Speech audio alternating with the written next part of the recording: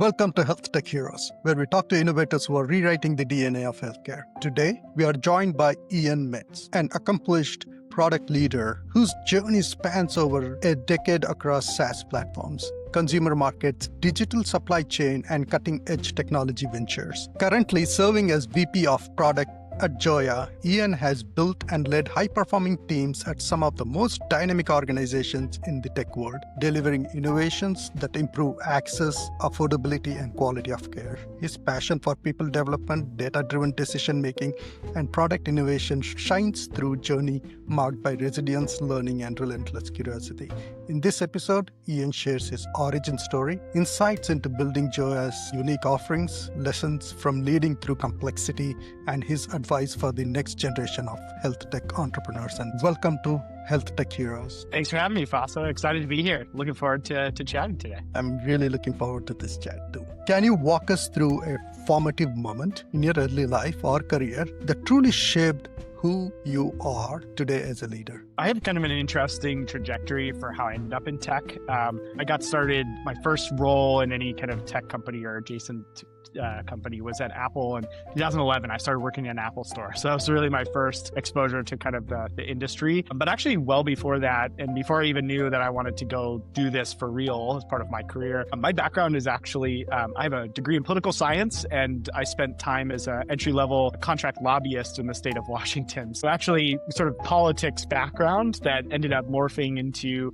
this tech career that I've been in. So kind of with that unique background, I think there's a couple of different moments throughout kind of how I got here that sort of led me to where I'm at. But I'd say one of the big sort of turning points for me, particularly as a leader, really started with my journey at Apple. So by my third year at Apple, I had moved to, it was basically a corporate leadership development program, which is just a bunch of words to say a program that was designed to build the next generation of leaders. And it was a focus on the Apple retail side of things. So it was this interesting role kind of mixed where, part of my time was spent co-managing a team of, it was 150-ish people at the store, of which I had like 30-ish people that I directly managed. And so part of my time was spent running operations and kind of managing the day-to-day in the Apple store. But then the rest of my time was spent driving these corporate initiatives or corporate projects. And technically the team I sat on was about 115 of us all over the world, actually. And it was something that I moved right into shortly after college.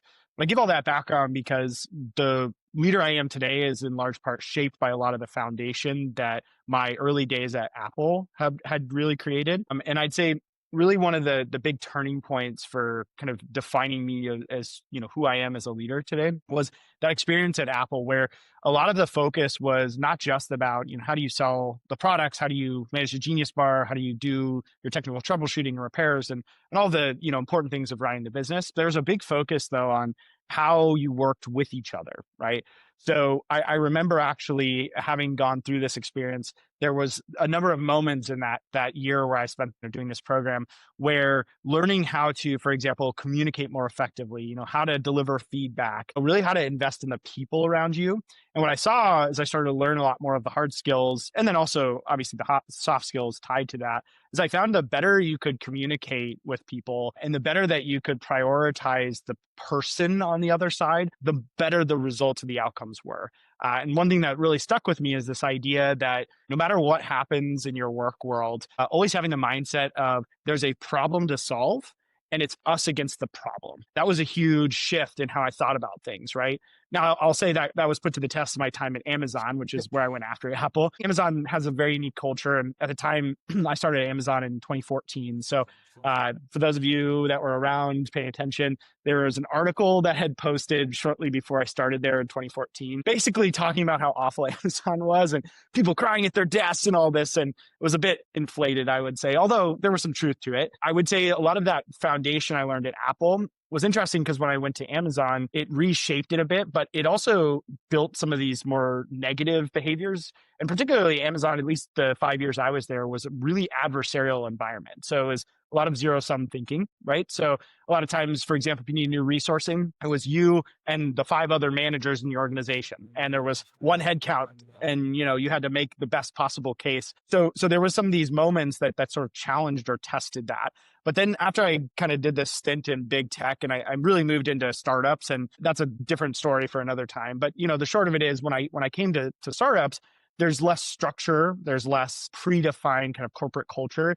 So that's when I really had an opportunity to start influencing and help shape the culture, the environment of the work setting. So tying all of this together, that formative moment was that early days at Apple, kind of teaching you how do you put people first. A lot of people say they do that, but what does that actually mean in practice? How do you value people through your communication? How do you value people and in a way that can lead to better results? And so that was also kind of that foundation then being morphed and challenged and being put to the test helped me kind of refine and sort of learn what flavor I believe in. And so today I would describe my leadership style as very much obsess over essentially how are we supporting and developing those around us. And the way I would describe it in a few words is really around empowerment and agency, right? So how do we obsess over outcomes? How do we align on where we want to get to?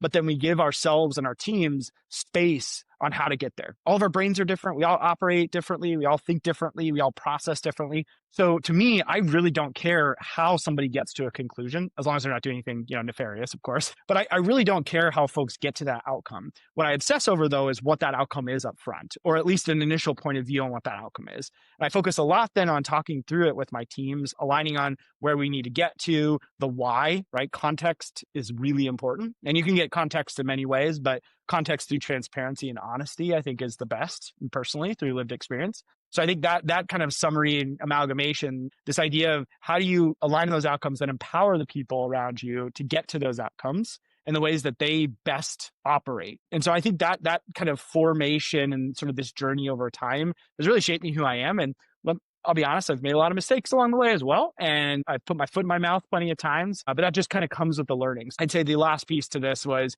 really adopting and internalizing a growth mindset, which also, again, is a buzzword. So who cares about buzzwords? But when I think about a growth mindset, what I mean is looking at every instance and every interaction, every bet in product development, whatever it might be, as an opportunity to learn. So every 10 bets I place in the product development side of things, maybe one or two will be successful.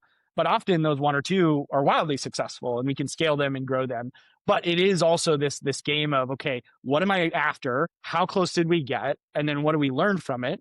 And then let's apply it for the next go. Because then next time our chances are going to be closer on. So I'll stop there, but hopefully that gets you a better sense of kind of my unique journey. I have so many questions that are attached to it, but I'll come down to this summary question that I think will be very useful for me to understand too and learn from your experience. So essentially in Apple, you had this environment where you empower the employees to do the right thing. And in Amazon, we know that they're focused on the customer and they're ready to sacrifice the employees to make sure the customers are attended to, like fully 100% customer is the focus. So with healthcare, where ultimately the outcomes are super important, so we might tend to, or even the employees in healthcare tend to sacrifice themselves for the outcomes of the patients, right? It's more aligned to Amazon. In a situation like healthcare, where the patient outcome is the ultimate KPI, I guess, right? How do you bring these two almost parallel concepts together and make sure that the employees and the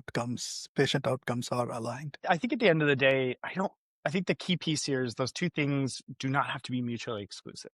Right. I think the reality is while on the surface it might seem great when you're prioritizing those outcomes, the patient experience, whatever, while that is still important and critical to the long-term success of any healthcare or health tech company, I think the reality is when we forsake the people doing the work, when we forsake the people contributing their brain power, their thoughts, their perspectives, their blood, sweat, and tears, however you want to describe it, I think you start to create this situation where you're forcing unnecessary trade-offs. I think it then becomes incumbent to say, okay, well, as a leader, how do you ensure that you're not having to make negative trade-offs in order to get to those outcomes? So that's easier said than done, of course. But some of the things that I think about is in balancing that, how might we get to a place where we can leverage the empowered team model, where we really give true ownership to people, we give them space to get to a conclusion or result? How do you align those two things so they actually complement each other well? And I think at the end of the day, I would say the same thing applies. If we are after a particular outcome, so let's say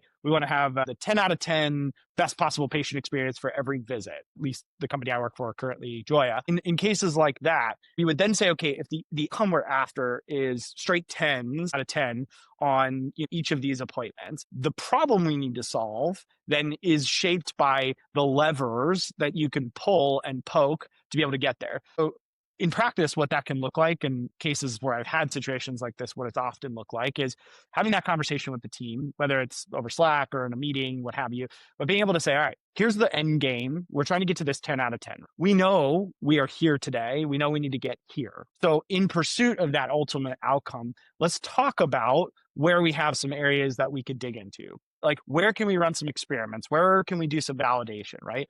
We want to be able to build, measure, learn, and then iterate. And that really goes for building new products or features, but also that also applies to people development. People have strengths, people have opportunities. And if people tell you they don't have opportunities, then that's a red flag, right? Everybody has opportunities, myself included. And so I think I operate in a similar way where we say, if we can identify the strengths and those opportunities, we can have a conversation and align on what those are, and then further that conversation of where can we start, knowing that whatever plan we put together today is probably not going to be 100% true or accurate in getting to that outcome. But where can we reasonably start? And then how are we going to measure that progress along the way? And then based on those measurements, how will we iterate? And I use that same thing with people development, right? Hey, Ian, you're really been struggling with your upward status updates to executive leadership. I'm getting a lot of negative feedback, and you get a lot of questions each week that seem preventable. Okay, pretty straightforward feedback. But in terms of how we would then navigate that is I would then have that conversation, deliver that feedback directly. And I love a framework called SBI. I don't know if folks have talked about this on there. Have you heard of this before? Situation, behavior, impact. So one of my favorite frameworks for giving and receiving feedback. It's SBI. So situation, behavior, impact. So the situation was you delivered a status update to, your executive leadership team. It's the same status update you're required to do on a weekly basis. In this case, you'll notice that you created more questions than answers. And there was a flurry of critical feedback both to you and to me as your manager. The impact that has is you then have to spend time doing reworks, which then wastes time. And that time is valuable that we could be spending on customer outcomes or patient outcomes. So let's then talk about, now that you're clear, the S, the B, and the I, the situation, behavior, impact. Let's talk about where we can start. What are a couple of bets or a couple of levers we can pull, things that we can try, so that way we can then remeasure in a week, 2 weeks, however long, and then see how that's going. So that might look like, okay, for your next round of status updates, instead of writing them, let's actually test the new medium and see if it's just about the medium. So instead, let's do a video recording, 2 minutes or less, summarizing your progress for the week, and let's share that instead. Maybe another option is let's actually reframe the status update itself. Maybe a third option is you're going to have 2 peer reviewers before you send it. So this idea of let's find this starting point, let's align up front on then how we measure the progress of that, and then we make sure we adjust according to what we learn. And that really in a nutshell is really any sort of evidence-based decision making. Yeah. What's the qual, what's the quant, what do we learn from that, and then what do we do differently next time? And it's cyclical. So you go into the impact one more time, then analyze the situation, then behavior. You then got impact. it, right? Yep. Because of that impact, there is another situation created. Solve that. So, and I really like this idea of that you have brought back, I presume, from Apple. Something that is inherent in you is us versus the problem rather than us versus the team member. So this is 2 very, very informative thought processes, and thank you very much for this. I want to really quick dial in on something you just called out, right? I think that what you picked out of that is spot on. This idea of it's us versus the problem, it's not me against you. That's also a really critical grounding to be able to go into healthy interactions and really in any healthy relationship at work or outside of work. But the reality is being able to have those conversations and realize that, like, for example, when I get critical feedback at work, great. It's not about me. This is not a commentary on me as a person, my character, my abilities. It is literally not a reflection of who I am. It is a reflection of the work that I have delivered or not delivered. It is a reflection of how I'm showing up for my coworkers, how I'm showing up in that work setting.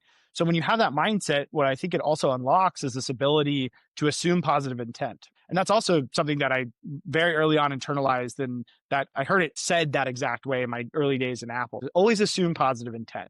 So if I get feedback, I'm assuming that they're going to give it to me because they want to help me get better. I'm going to assume they're giving it to me because there's a better way to do it where they can then show up better as a partner. So when you ground in the assumption of positive intent, it completely changes your reception of the world, frankly, but especially in moments that are tense or difficult, like critical feedback. And look, I use it in my marriage. I use it in my work world. And assuming positive intent also gives people grace. It gives them space to be able to adjust. And also we show up differently because we're all different. Humans are different. It is what it is. That's fine. So that space, I think, positive intent gives people also a second chance. If you assume a negative intent or something malicious, then most people are like, cool, I'm done with you. But then what if it was meant to be positive? Now you have no chance of return. You can always assume a positive intent and then realize negative intent. There is a little bit harm Also done. true. But Yep, you but that's the cannot, learning piece, it's not right? easy to reverse the other way around once the trust is Correct. broken. That's Once right. the trust Yeah. is broken. This is great. So one particular question before I dive into, before we dive into Joya itself, why healthcare? Like you had politics, you had technology. Was there something when you were growing up that you said like healthcare is like back of a mind when you got an opportunity, you jumped on it? Well, going way back, when I first went to university, I thought I would be going into medicine, actually. Oh, So yeah. I was pre-med track and, had beefed up my bio classes and all of that. And what happened was, like many people going to university, you go in with some ideas and then you start to expand your worldview, you start to meet new people, you travel, I studied abroad, like all these different changes, variables shifted. So for me, I then realized I was like, that's actually not the right fit. I find it interesting, but would I want that to be my job 5-6 days a week, 10-hour days? No, as it turns out. I thought then politics would be, and then I went and did it. And then turns out that was a nightmare. And that was before things got real bad in the US. So believe it or not, it was already divisive. And that was, the Oh, yeah. 2000s, right? 2010s. I think we all go through these learnings. So that was kind of how it started. But then how I ended up back in this space, I think it's worth noting that, I've been in many different sectors now in my career, but what is a couple of things that are constant is the way to build products effectively doesn't matter what space you're building the products in. Once you find a philosophy and a methodology that is really effective, so there's many ways to build out there. And I'm not saying that my way is the only way or my way is right and everybody else is wrong, but it's a way that I know works very well for both myself and based on the leadership principles I hold, this idea of an empowered team model. The two go hand in hand very nicely. And I've found a lot of success, right? It's hard to argue when you deliver tens of millions of dollars in revenue for companies with a certain way of building. Like, it's hard to walk away from that. So, but I share that because I've kind of dabbled in these areas. I was in cannabis tech for a while. I was in medical aesthetics. I was in digital video and streaming. I was in restaurant technology. So I've been on these areas, and yes, there is a learning curve. Anytime I join a new kind of sector or industry, I have to learn the industry. I have to learn the personas. I have to learn the ins and outs of how it operates and the nuances. And that's challenging in of itself. But I love that. I find it really interesting because generally speaking, I'm not learning how to build products anymore. Sure, I'm refining the way I do over time as best practices change and AI enablement has completely blown up workflows. And for me, for the better, able to automate so much of what I used to have to manually do and still be an effective product manager and product leader. But I think that at the end of the day, that grounding is important to hold because it means you can really, once you learn and build your career around a philosophy and a way of building, especially in product, then it's matters less where you build them. That being said, though, why did I come back to kind of this healthcare, health tech, kind of medical aesthetics space? Well, the reality was I had a unique opportunity to come work for Joya, which is the company I'm now the VP of product at. And that opportunity was twofold. One, it was early stages in product market fit. So some basic things had been built.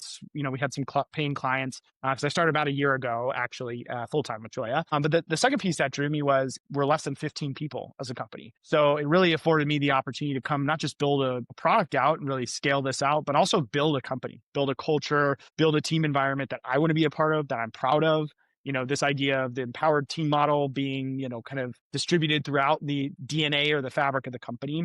So those were big draws. But at the end of the day, I'd had experience in medical aesthetics. I spent some time, a couple of years at a company called Real Self. They're arguably an authoritative resource for plastic surgery mainly. and I managed the whole product experience for the consumer side. So I had that exposure, and I found it was interesting. I struggled a bit with the plastics side because it was a little bit more extreme. And, I'm all for do whatever with your body. It's your body, heavily tattooed, and clearly I buy into that. But what I struggled with such a heavy focus in that area was, the client base, the consumer base for, a company like RealSelf or a platform like RealSelf. What I was seeing was this really societally imposed beauty standard. You're supposed to look a certain way. And a lot of these customers, I'm reading reviews and I'm spending all this time in that consumer space, realizing that so many of these folks, and it was predominantly women, so many of these women had been sold an ideal image and then told they were not there. They didn't look that way, or they were far short of that. And so they were essentially being influenced to change how they look to conform to that beauty standard. I really struggled with that, admittedly. But plastics is kind of the extreme side of that. And there's nothing wrong with it. No hate, no shade, just to be clear. Just I, on a personal level, had a hard time grappling with that. So coming to Joya, it's interesting because our focus is on skin health. So our network of providers is dermatologists, medical spas. We have a small percentage of plastics. But what drew me to it is I think it's the less extreme version where it's still supporting people in achieving the look and feel they're looking for. A lot of times it's youthfulness, but it's also helping people with body image issues. Skin is often your first impression. People see it's your largest organ of your body. So I think for that, it was this nice way to come back into a health adjacent space without quite as extreme of a focus on the plastic side, which again, I have nothing against, but if I have to spend 50, 60 hours a week building something in a space, I want to make sure I really believe in the mission, I believe in the space, and that I feel good about what we're doing. I don't feel like I'm making anybody feel a certain way with what I do now. Now I focus on access and affordability. How do I get more people access to the providers they want to need? And how do I make the treatments and procedures that people want to need and already pay for more affordable? Full stop. And of course, in there, we're trying to also tackle the skin cancer issue, which it's a numbers game. Melanoma, it's 1 in every couple hundred. So literally by every few hundred people, we do a skin cancer screen, which is a part of our offering. We are going to catch melanoma. And so this idea that I could still impact positive health outcomes and help support people in achieving their aesthetic kind of goals while also making sure we're keeping people safe.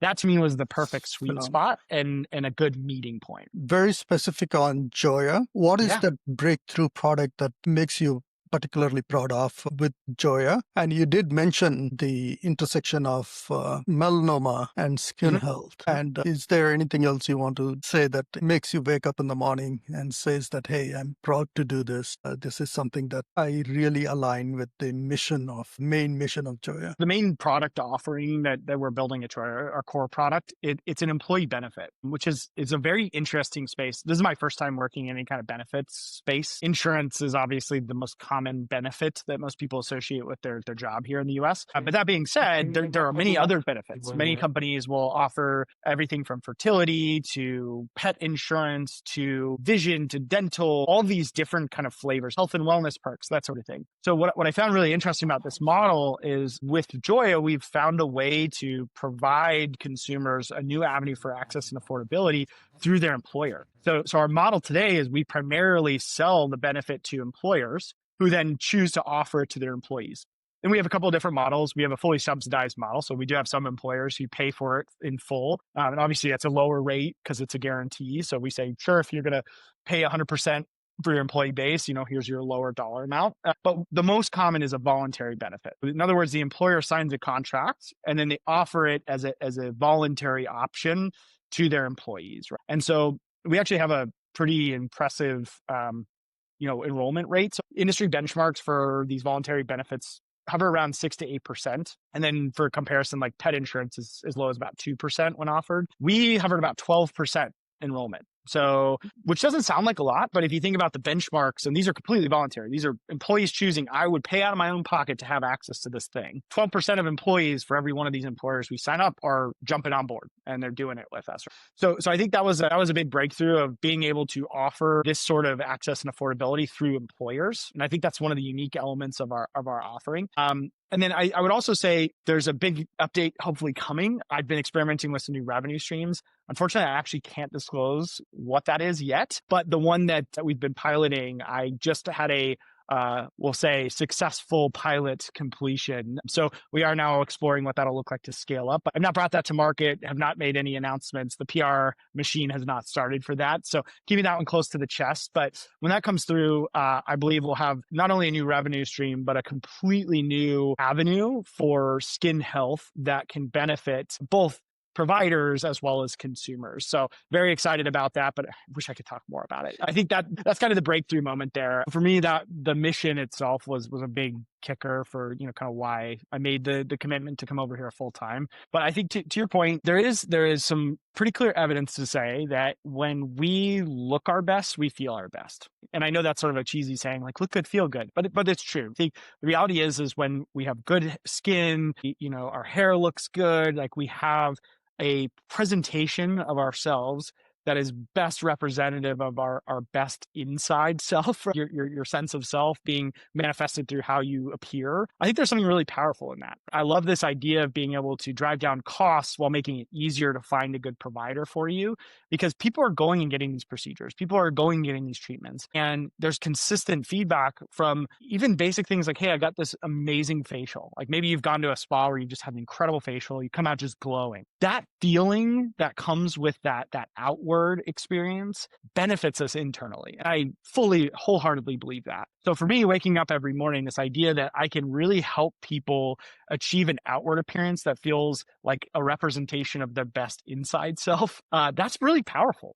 And then I also would say, I think it's been fun working at an intersection of medical and aesthetic. Right? So again, I mentioned, we require actually an annual skin cancer screen in order to unlock the rest of the benefits that you get through Joya. And just to spell it out, we offer like $1,000-ish in benefits annually. So you get a free annual skin cancer screen. And once you do that, it unlocks all the rest of them, which you get a free annual facial or peel, you get a free annual medical grade sunscreen, and then you get a quarterly credit of $125 to put towards any treatments at your assigned provider's office. So you have to imagine somebody could be maybe their typical Botox routine. The average visit is anywhere between $400 to $500. So if we can shave $125 off that, and you're going to be getting that procedure anyway, that's a huge benefit to the consumer because then you're saving money.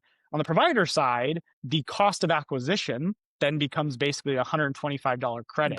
There's actually no cost to our providers to join the network. We don't no upfront fees, no platform fees, no cut of the revenue, none of that. It's just join us, agree to offer these services and these benefits. And then when people come into your office, that's when you're spending, quote unquote, it's $125 credit. But if you figure every visit is somewhere between $400 to $500 minimum, and you're only really conceding $125, now your cost of customer acquisition is pretty low. Same thing if I was to spend on Meta, for example, for ads, tens of thousands to maybe get a similar return. So it's this really unique kind of approach. We've also launched, in the year I've been here, we've launched a teledermatology offering as well. So we have a 24/7 telederm access for our members.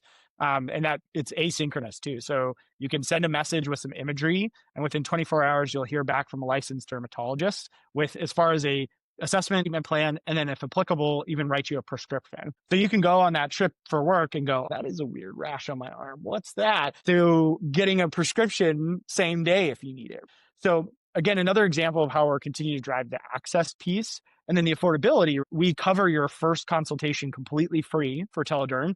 And then we give you an ongoing 20% off on ongoing telederm services. So again, continue to lower those costs while also making it easier for you to get the care you need when you need it.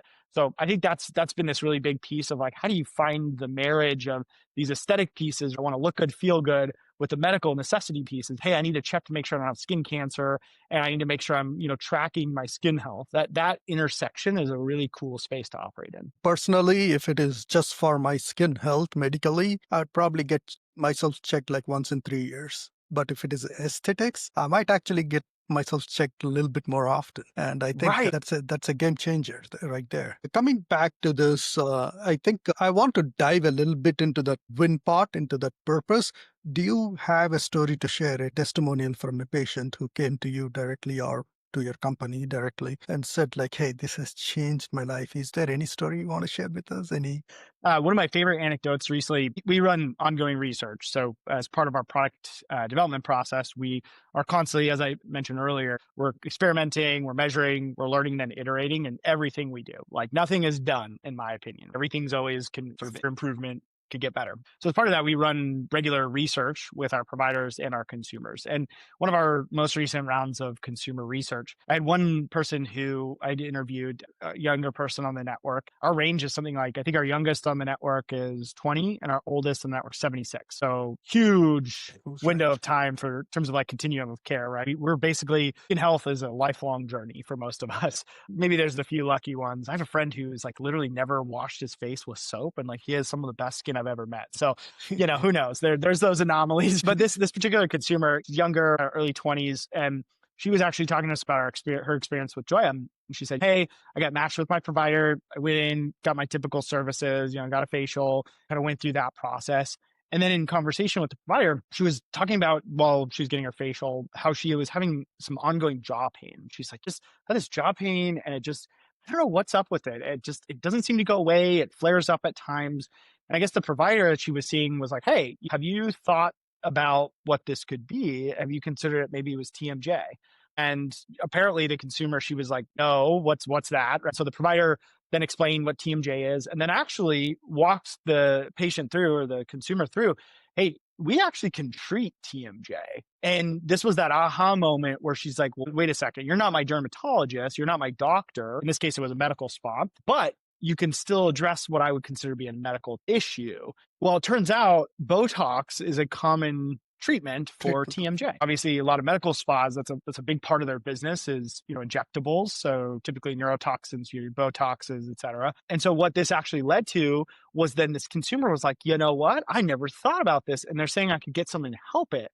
So then the consumer went to their actual, I think it was their derm or maybe it was their primary care, I forgot, but they went to their actual licensed doctor, talked through it, basically got an assessment and it's a diagnosis. Looks like you do have a mild case of TMJ. And then because there was a medical case, he was able to then go back and go get the Botox treatment. And insurance can, in some cases, cover that when it's medical necessity. So that's a good case where, this consumer probably would have never, or maybe wouldn't have for a while, realized that it is actually something going on and that there was options to address it.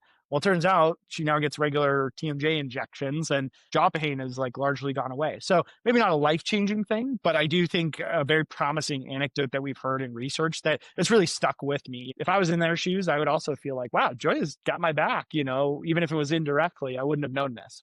Quality of life is life-changing for a reason. Yeah. Absolutely, 100%. I mean, if you experience pain, you learn to hide it, but you're never optimal. Right? It's hard to show up to your best too. If you're in any sort of pain or discomfort and it's or underlying, how do you show up as your best self in your relationships and your work? It's hard. It's impossible. People just that you are generally a little bit quieter, but it's not you. You are a enthusiastic person. You're just suffering. You want to hide it.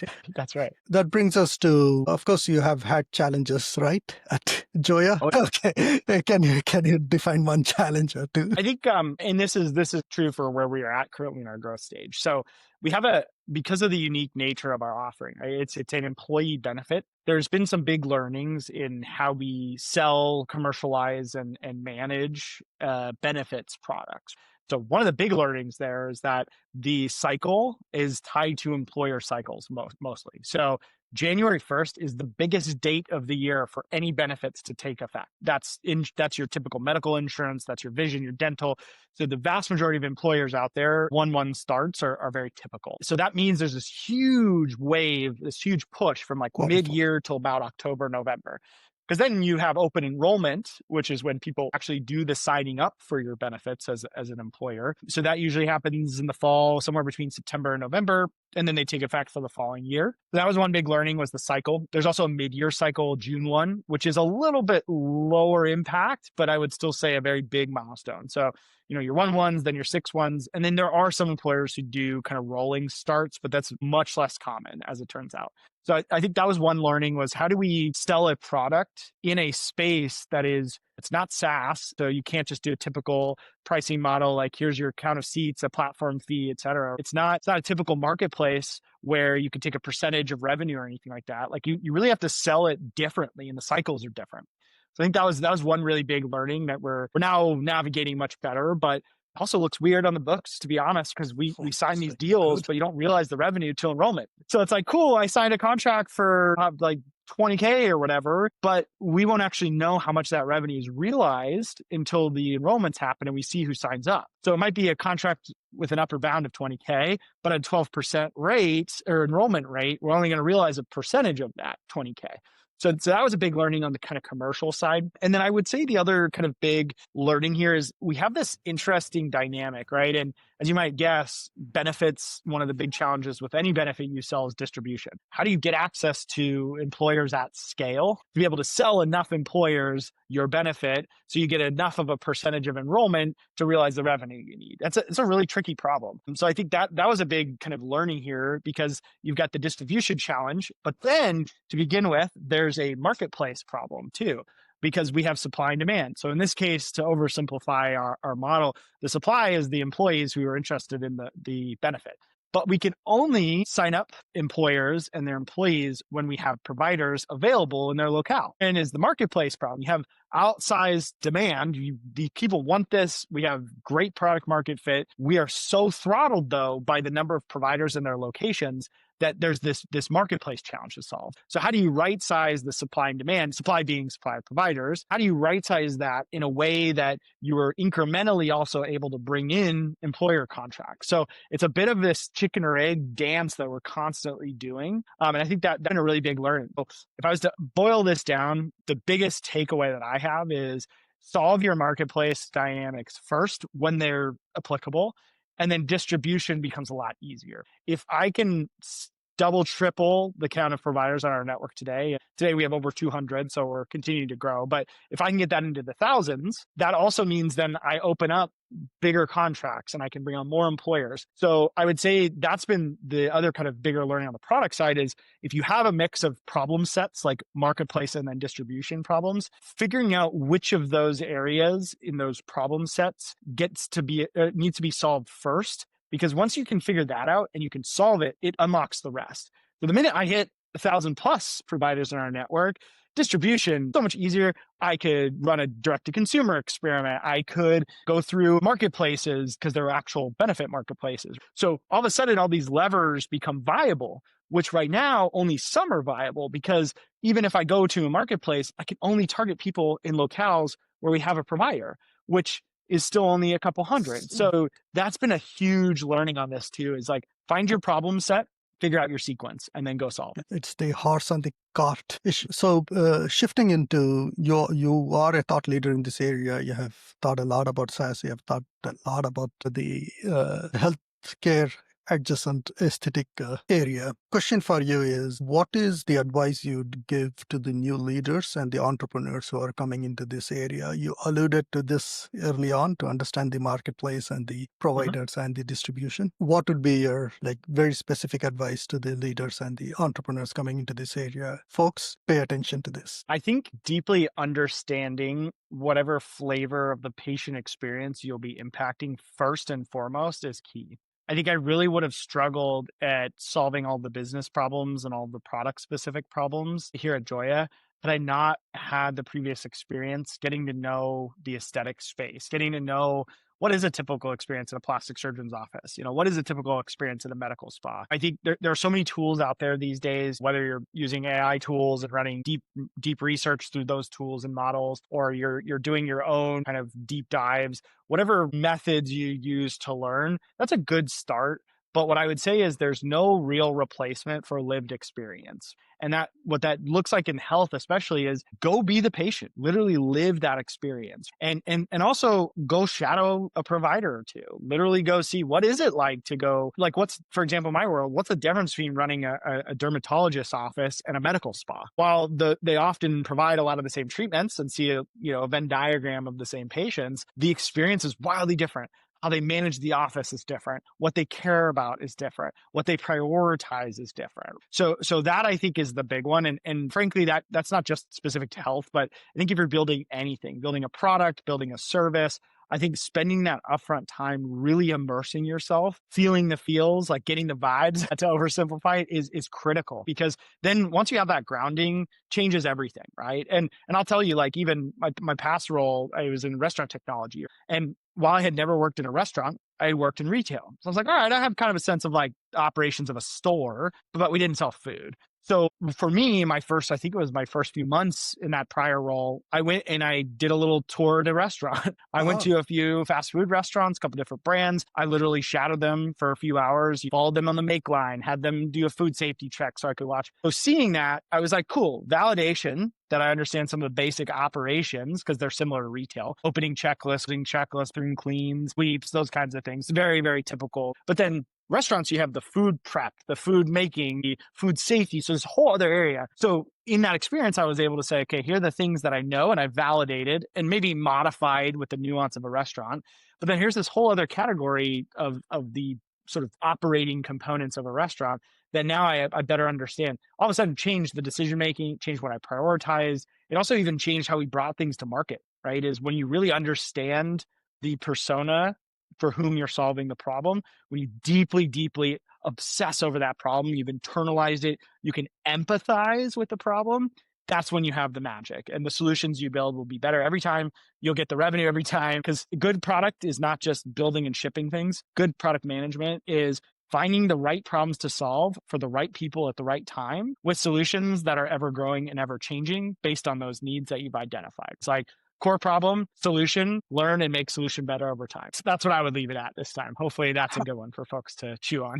My next question was actually, what do you think about the ever-changing and ever-growing industry? Because AI and technology is impacting. I think you partially answered that question, but do you want to take a stab at where do you think the industry will be because of this AI technology? How do you think it's going to develop in next year, 2 years, 3 years? Yeah, 5 years? definitely. So another one that I can't go too far into, but what I can say is we've been piloting an AI solution with a handful of our providers focused on AI-based image assessment for skin concerns. And so having gone through that, we're wrapping the pilot phase and we're hoping to be able to scale that in the near term. With that, it was really interesting to learn how these providers are able to leverage these AI tools. In this case, we're testing a mix of both hardware and software.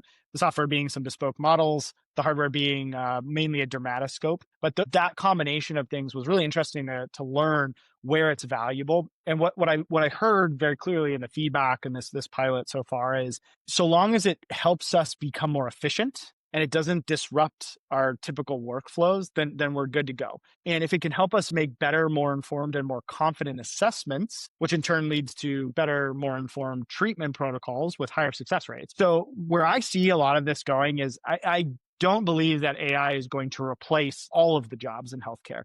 Now, do I think it will eventually replace certain jobs? Yes, unfortunately.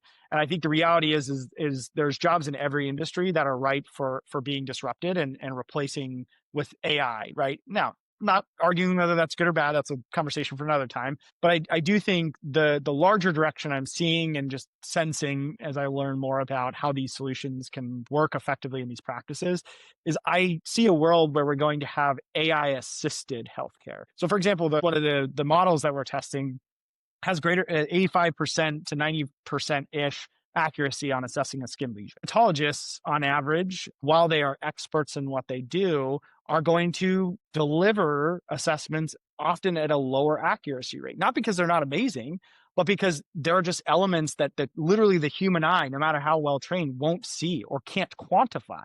That's another piece of this. So I really think we'll see AI-assisted healthcare. And I think where my suspicion is it's going to crop up first is driving efficiency. So keeping appointment times faster, being able to see more patients in a day. But I also suspect that with more evidence-based assessments will come more effective treatment protocols. And that where my personal opinion is I think where the secret sauce will be is how we can see outcomes change over time. So imagine a world, I come in, I say, okay, I've got, severe acne, let's say a 5 out of 5 on the IGA scale, right? Which is the typical scale for measuring severity of acne. So I come in with a 5 out of 5. And I see a particular provider and we work on this over the course of a year. So let's say I get my AI scan of my acne day 1, and it comes back, it tells me it's a 5 out of 5. This is a severe case. Here's all your pustules. It gives you a facial map of where everything is. Then I get assigned a treatment protocol. Okay, you're going to do 4 days a week. You're going to do this type of face wash, and then 3 days a week, you're going to do tretinoin, and then you're also going to start a topical. And then we're going to check back in 6 weeks. So then imagine in 6 weeks later, you come in, you do a secondary scan, and I can actually then see side by side an apples to apples scan and say,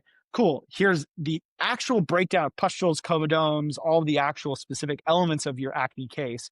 Now, 6 weeks later, after the treatment protocol, here's how it's changed. Now you're a 4 on the IGA scale, and here's your mappings. Now, let's say we go through one last cycle, and you come back another 6-8 weeks later, we do another scan. Now you're down to a 2. Oh my gosh. Talk about measurable outcomes. As a provider, I could literally now go make a case and say, because of the work that I have done or my team has done as a provider, I was able to take this patient from a 5 down to a 2. And here's the protocols that were applied that took him from a 5 to a 4. And then here's the modified ones that got him from a 4 to a 2. The go forward for this patient is going to be this protocol, has high efficacy rate, and it's measured as being effective.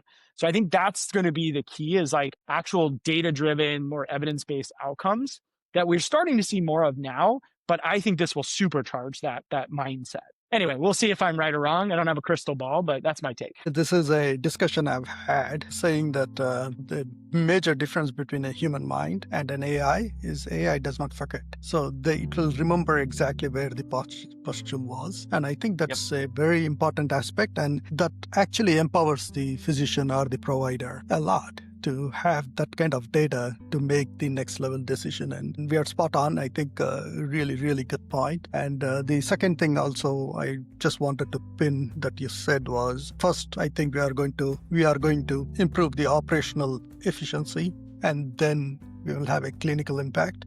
I think that's also a very important demarcation that you brought. So thank you very much for that. The final question is an open question. In case I have missed something in my questions or you want to reiterate something important, you have 90 seconds, Ian, to basically the question is yours, the answer is yours, and the stage is yours. I feel like we had a great conversation. Thanks again, Fasa, for having me. I feel like we covered a lot of great ground with Joya and some of my background and my take as a leader.